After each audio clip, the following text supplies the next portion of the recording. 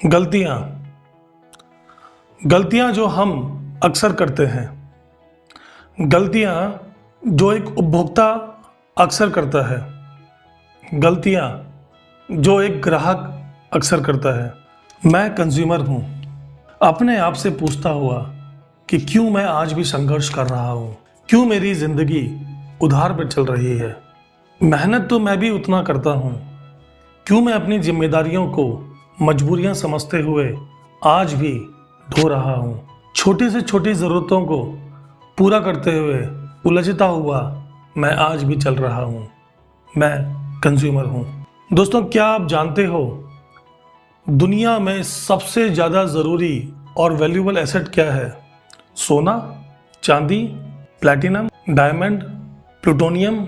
हम लोगों को हमेशा दोस्तों ये लगता है कि सबसे ज़्यादा महंगी चीज़ इस दुनिया में कोई ना कोई धातु है या मिनरल है, पर दोस्तों ऐसा नहीं है। सबसे ज़्यादा महंगी चीज़ इस दुनिया में है आप दोस्तों सबसे महंगे हो इस दुनिया में। मतलब आपका मतलब यहाँ पर है कंज्यूमर।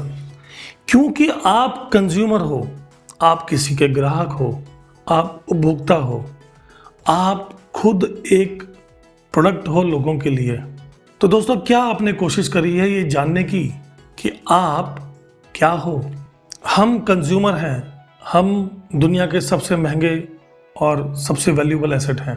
तो दोस्तों, आज मैं आपसे बात करने वाला हूं कि क्या इंपॉर्टेंट गलतियां हम करते हैं जहां पर हम खुद दूसरों के लिए प्रोडक्ट हैं। हमारे लिए मार्केट के अंदर सामान बनता है, हमारे लिए स्पेशली प्लान्ड होकर चीज़ें आती हैं मार्केट के अंदर, उसकी मार्केटिंग करी जाती है, उसको चीज़ को बनाया जाता है हमारे लिए, ताकि एक कंज्यूमर सामान को खरीदे और रेगुलर कंज्यूम करे उसको। तो दोस्तों, हमारा मुद्दा जो आज का है वो ये है कि हम बीइंग ए कंज्यूमर कोई भी सामान जब खरीदते हैं तो किन छोटी छोटी बातों का हमें ध्यान रखना है। तो नमस्कार दोस्तों, मैं Dhirendra Sharma, certified financial planner, स्वागत करता हूं आपका एक ऐसी जर्नी में जो हम सभी को एक नॉर्मल कंज्यूमर से समझदार कंज्यूमर बनाती है।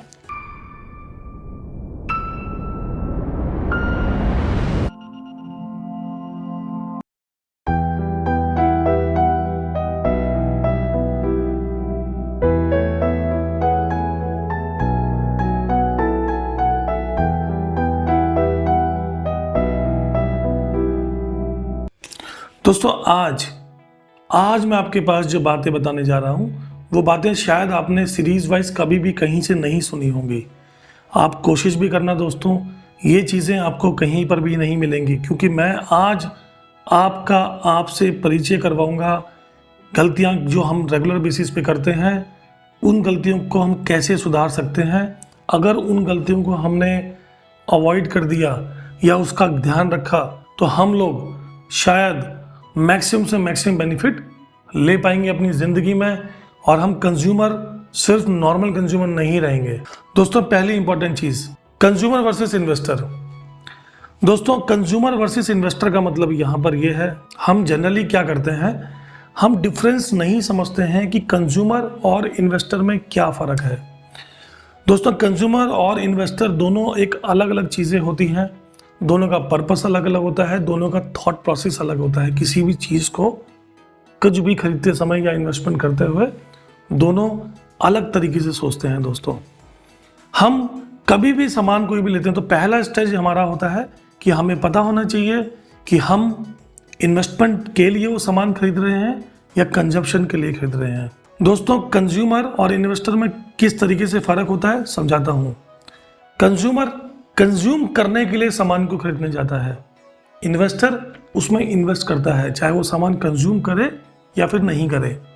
जैसे मान लीजिए शेयर मार्केट में आप इन्वेस्टमेंट करते हैं तो वहाँ पर आप इन्वेस्टमेंट करते हैं, कंजप्शन नहीं करते। आपने किसी कंपनी के शेयर खरीदे, आप उन शेयर्स में इन्वेस्टमेंट कर रहे हो, आप कंज्यूम नहीं करते।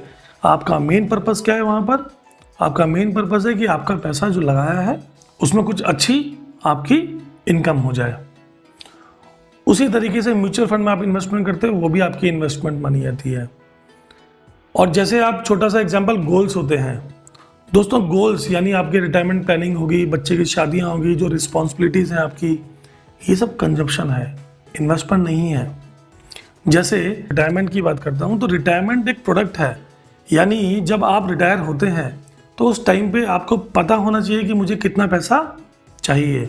आप आज ही डिसाइड कर लेते हो कि at the time of retirement मुझे इतने पैसे चाहिए, तो आप अभी से उसको प्लान कर लेते हो।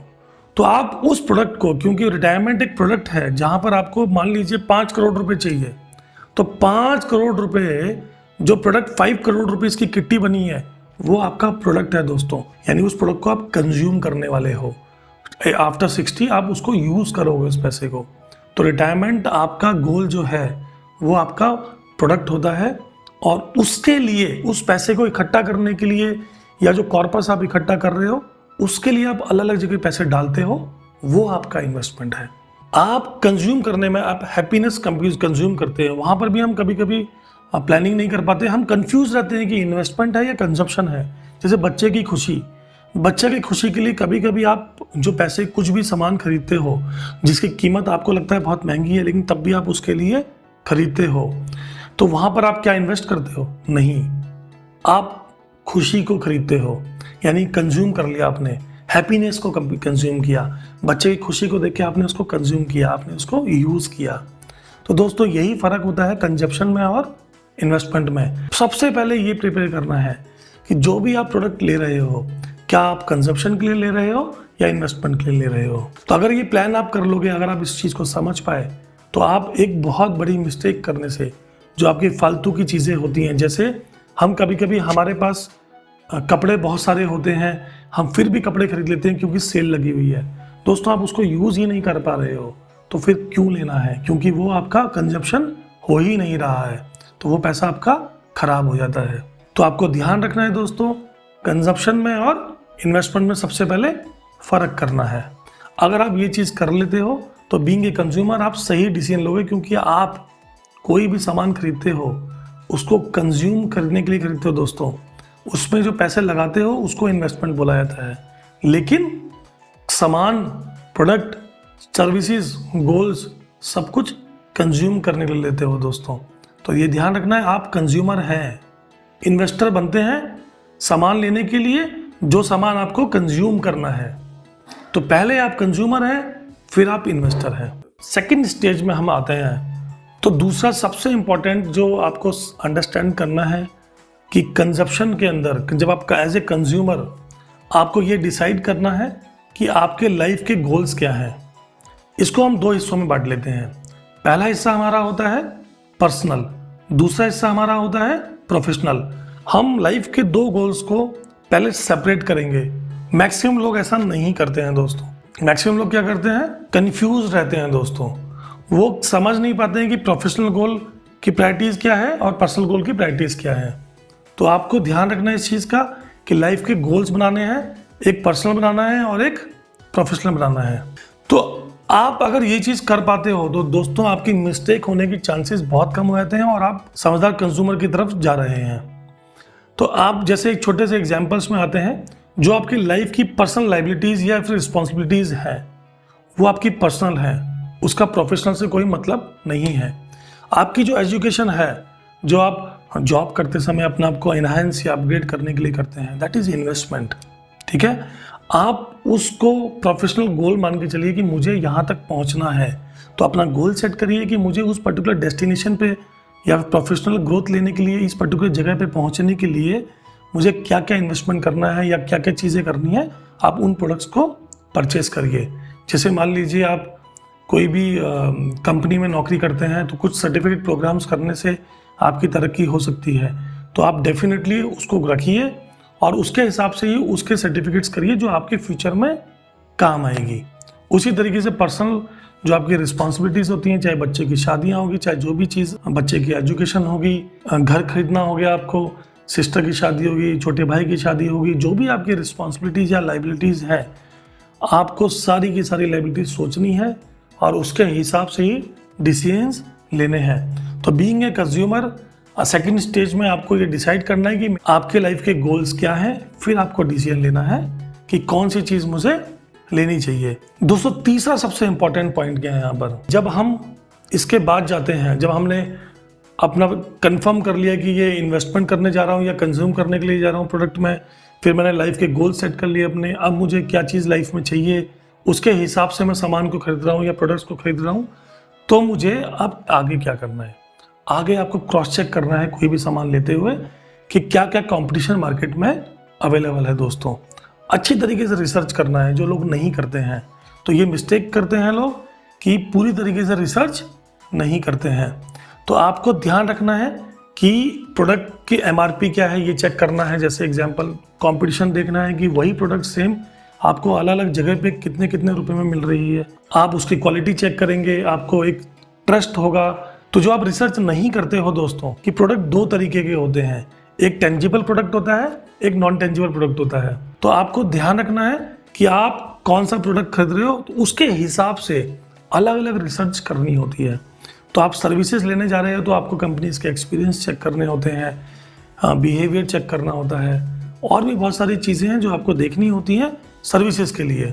और अगर आप प्रोडक्ट खरीदने जाते हो, जो प्रोडक्ट दिखता है तो प्रोडक्ट खुद ही एक ऐसा है जो टेंजिबल प्रोडक्ट है, आपको सामने दिखाई देता है, तो उसकी MRP चेक करनी है, उसका एक्सपायरी चेक करनी है, उसकी क्वालिटी चेक करनी है, उसकी वारंटी गारंटी सब कुछ चेक करना है। तो ये सब चीज़ें आपको ध्यान देनी है दोस्तों इसी स्टेज में अगला जो स्टेज आता है वो आता है कि आपको कंपनी, एडवाइज़र और पीपल, यानी तीनों पे भरोसा होना चाहिए। तीनों चीज़ों को आपको रिसर्च करनी है अच्छी तरीके से, यानी किस कंपनी का प्रोडक्ट आप खरीदने वाले हैं, किस आदमी के थ्रू वो प्रोडक्ट खरीद रहे हैं, या फिर और उसका इकोसिस्टम कैसा है, एनवायरनमेंट कैसा है, पीपल कैसे हैं, एम्प्लॉयज़ कैसे हैं। उन सब चीज़ों को अगर आप अच्छी तरीके से देख पाए, समझ पाए, तो आपके लिए आसान हो जाएगा। जो लोग नहीं करते हैं, तो ये बहुत बड़ी मिस्टेक है दोस्तों कि हम लोग कभी भी चीज़ों को ढंग से चेक नहीं करते हैं और सामान खरीद लेते हैं और बाद में पछताते हैं कि हमने ये गलती करी। अगर पहले से हम इस पर ध्यान देते तो शायद ये गलती नहीं होती। दोस्तों चौथी स्टेज के बाद जब हम लोग कंपनी भी सिलेक्ट कर चुके हैं, डिस्ट्रीब्यूटर भी सिलेक्ट कर चुके हैं और हमें लगता है कि नहीं सब कुछ सही है, मैं अपने सही प्रोडक्ट की तरफ जा रहा हूँ, तो आप जब प्रोडक्ट खरीद लेते हैं तो वहाँ पर मिस्टेक कंज्यूमर क्या करता है कि उसकी सर्विसेज को लेकर या उस प्रोडक्ट को लेकर जो कॉन्फिडेंस उसको मिलना चाहिए था वो नहीं मिल रहा है। तो एक फियर फैक्टर दिमाग में होता है, तो इसको बोलते हैं हम लोग फियर ऑफ आस्किंग क्वेश्चन या फिर फियर ऑफ फॉलोअप्स। तो दोस्तों फियर ऑफ फॉलोअप बड़ा इंपॉर्टेंट है। ये एक ऐसी चीज़ है जो लोग मैक्सिमम लोग हेजिटेट करते हैं या घबराते हैं या सोचते हैं कि नहीं यार, ये टाल देते हैं उस चीज़ को। तो आपको फॉलोअप स्ट्रांग रखना ज़रूरी है, आपका हक है, सर्विसेज आपका हक है, प्रोडक्ट की क्वालिटी आपको, क्योंकि आपने पैसे दिए हैं, जो क्वालिटी बताई गई है वही मिलना आपका हक है दोस्तों।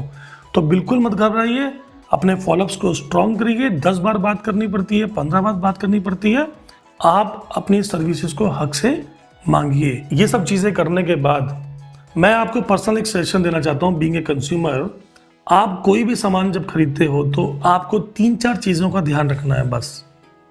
आप किसी के साथ कोई कॉन्ट्रैक्ट करते हो तो आपको उसके साथ एग्रीमेंट करना है। वर्बल कम्युनिकेशन से एक चांस होता है कि आपके साथ जो ट्रस्ट बिल्डिंग हुआ है वो टूट सकता है। आपने देखा होगा कि आप अपने घर में मान लीजिए कारपेंटर का काम करवाते हैं तो आपको एक ट्रस्ट उसके साथ है। मैं ये नहीं कह रहा हूँ कि आपको उसके साथ एग्रीमेंट करना है, लेकिन अगर आप नहीं जानते उसको और एक अच्छा खासा काम उसको दे रहे हैं तो आप कोशिश करिए कि आप उसके साथ एक कॉन्ट्रैक्ट कर सकें जहाँ पे काम के बारे में डिटेलिंग हो, टाइम की डिटेलिंग हो और अमाउंट की डिटेलिंग हो। इस तरीके की चीज़ें करने से आपको भी सुविधा होती है और जो बंदा काम कर रहा है आपके लिए उसको भी सुविधा, उसको भी दिमाग में बाउंडेशन आ जाती है कि काम मुझे ढंग से करना है। और भी मान लीजिए आप कोई भी एग्रीमेंट्स करते हो, नॉन डिस्क्लोजर एग्रीमेंट्स होते हैं, मार्केट के अंदर अवेलेबल हैं। आप किसी के साथ जुड़ते हैं तो एग्रीमेंट करिए, या फिर आप किसी के साथ डिजिटल मार्केटिंग का कैंपेन करते हैं तो उसके साथ एग्रीमेंट करिए।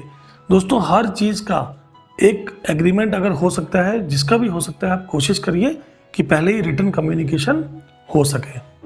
आप अवॉइड कर दोगे ऐसी मिस्टेक्स को या ऐसी गलतियों को, फ्रॉड को, जो आपको लगता है कि बाद में कोई आपको धोखा दे सकता है दोस्तों। तो रिटर्न कम्युनिकेशन दोस्तों बहुत ज़्यादा इंपॉर्टेंट है। अगर आप इसको कर लोगे तो आपको दिक्कतें नहीं आएंगी। तो दोस्तों आज मैंने जो आपसे बातें करी हैं, बीइंग ए कंज्यूमर बहुत ज़्यादा ज़रूरी बातें हैं। कोई भी इस पे ध्यान नहीं देता है, अपने आप से बात नहीं करता है। आप कंज्यूमर हैं, इन्वेस्टर हैं, पहले समझिए और अच्छी तरीके से समझने की कोशिश करिए कि क्या चीज़ खरीदने जा रहे हैं। गाड़ी खरीदने जाते हैं तो गाड़ी किस लिए लेनी है, पता चले गाड़ी खड़ी हुई है, बस आपने ऐसी रखी हुई है। अगर आप गाड़ी को रखते हो बहुत दिनों तक और गाड़ी यूज़ नहीं हो रही है तो पता है आपको डेप्रिसिएशन होती है गाड़ी की वैल्यू हर साल कम होती चली जाती है। तो वो पैसा किसका नुकसान हुआ? आपका। तो दोस्तों इसीलिए मेरा सजेशन है कि ये 5-6 पॉइंट्स मैंने जो आपको बोले, इन पॉइंट्स को दोबारा समझिए, सुनिए और देखिए। तो दोस्तों अगर आपको मेरी आज की वीडियो लगती है कि बहुत काम की है और आपको अच्छी लगी तो लाइक करिए दोस्तों, शेयर करिए, सब्सक्राइब करिए। और अगर आप चाहते हो कि मेरी वीडियोस आपके पास सबसे पहले पहुंचे तो नोटिफिकेशन बेल पे क्लिक करिए। तो नमस्कार दोस्तों, जय हिंद, जय भारत।